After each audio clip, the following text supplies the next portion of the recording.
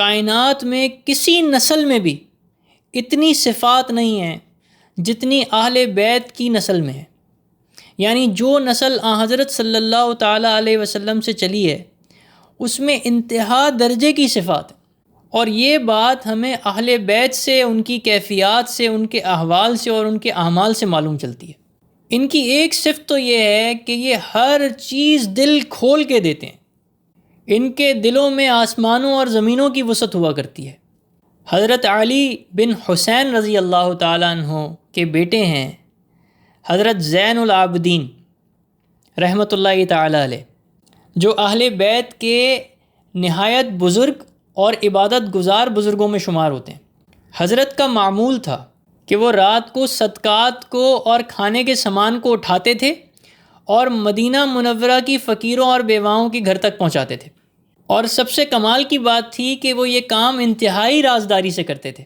جن گھروں کو وہ سامان پہنچایا جاتا تھا یا جن گھروں کے سامنے وہ رکھ کے آ جاتے تھے تو ان کو بھی معلوم نہیں ہوتا تھا کہ یہ دینے والا کون ہے، اور یہ 2-4 گھروں کی بات نہیں ہو رہی، یہ اچھے خاصے گھر تھے جن کی وہ اس طرح سے کفالت کیا کرتے تھے۔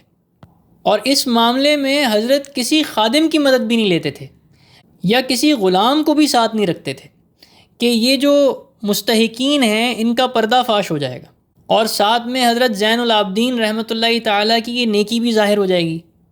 حضرت نے یہ کام کئی سالوں تک جاری رکھا اور بیواؤں اور فقیروں کو معلوم بھی نہیں ہو سکا، وہ کھانا پہنچاتے رہے اور مدینہ کے لوگوں کو بھی اس بارے میں علم نہیں ہوا۔ جب حضرت کا وصال ہو گیا اور وہ دنیا سے تشریف لے گئے تو ان کی کندھے اور پیٹھ پر رسیوں کے سیاہ نشان تھے یا بوریوں کے سیاہ نشان تھے۔ تب لوگوں کو معلوم چلا کہ یہ نشان اس بوجھ کے ہیں جو وہ اٹھایا کرتے تھے اور یتیموں اور بیواؤں کو پہنچایا کرتے تھے۔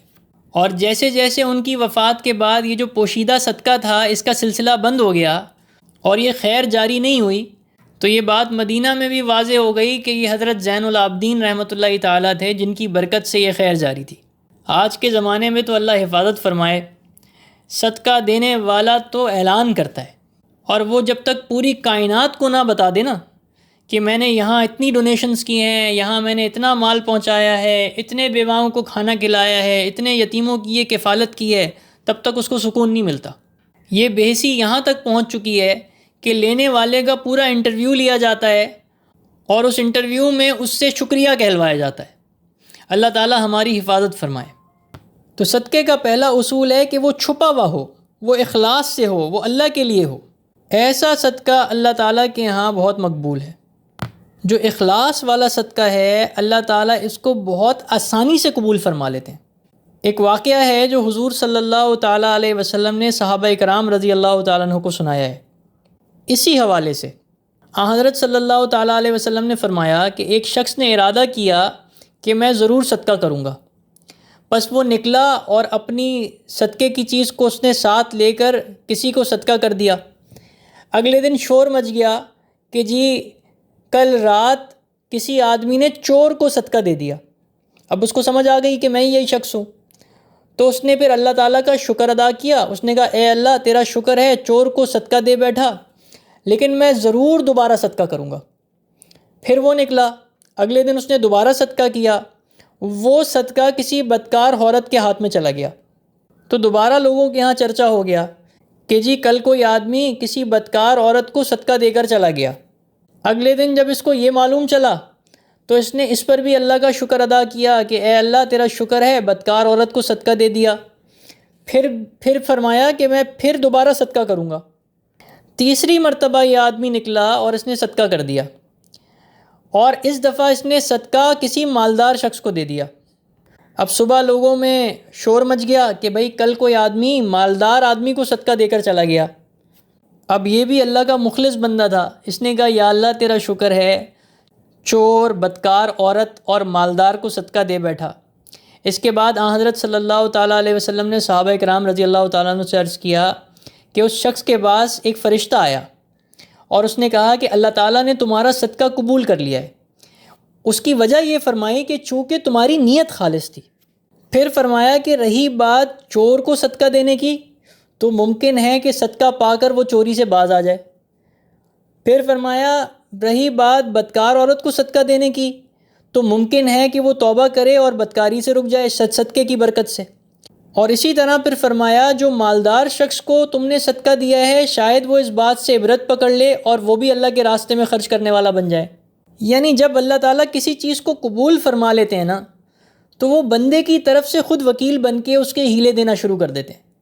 لیکن یاد رکھیں کہ یہ جو قبولیت کی شرط ہے نا یہ اخلاص ہے۔ اخلاص سے کیا ہوا کام اللہ تعالیٰ رد نہیں فرماتے، شرط یہ ہے کہ وہ شریعت کے تابع ہو۔ اس میں زکوٰۃ دینے کا ایک مسئلہ بھی سمجھ لیجئے، وہ یہ کہ عموماً جب زکوٰۃ دی جاتی ہے تو لوگ چاہتے ہیں کہ بھئی پوری چھان بین ہو اور آخر تک معلوم چل جائے کہ یہ آدمی زکوٰۃ کا مستحق ہے یا نہیں ہے۔